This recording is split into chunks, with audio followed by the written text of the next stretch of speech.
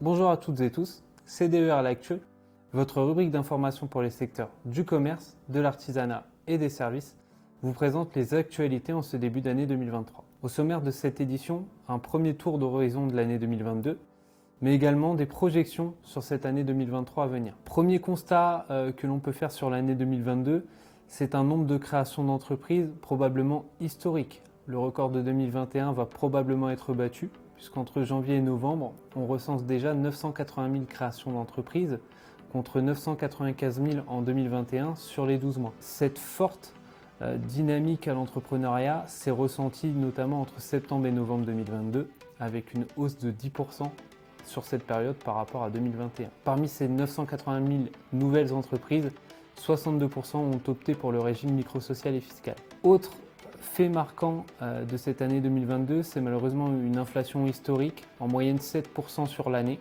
Pour finir sur une note positive, on peut aussi retenir la croissance du PIB de 2,6%. La première mesure marquante en ce début d'année 2023 est le passage de l'abandon de poste en tant que démission.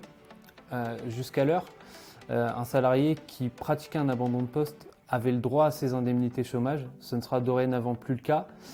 Il aura néanmoins toujours la possibilité de tenter de faire requalifier la décision par le Conseil des prud'hommes.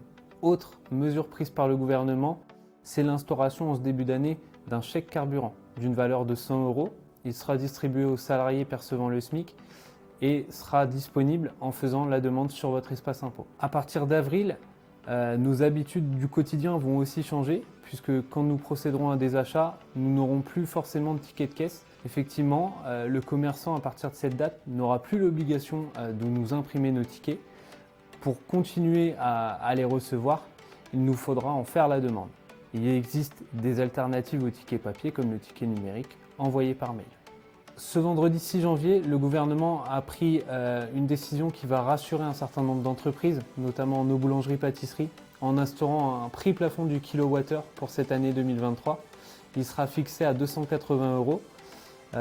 Y auront accès l'ensemble des TPE qui n'ont pas accès au bouclier tarifaire puisqu'ils ont un compteur électrique trop fort.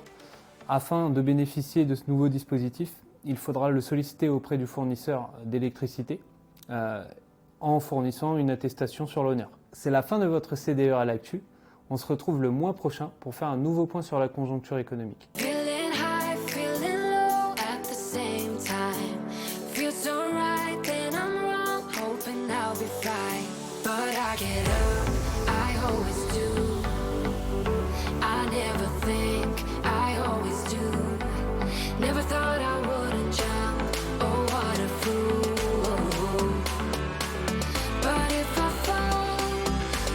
Get up again.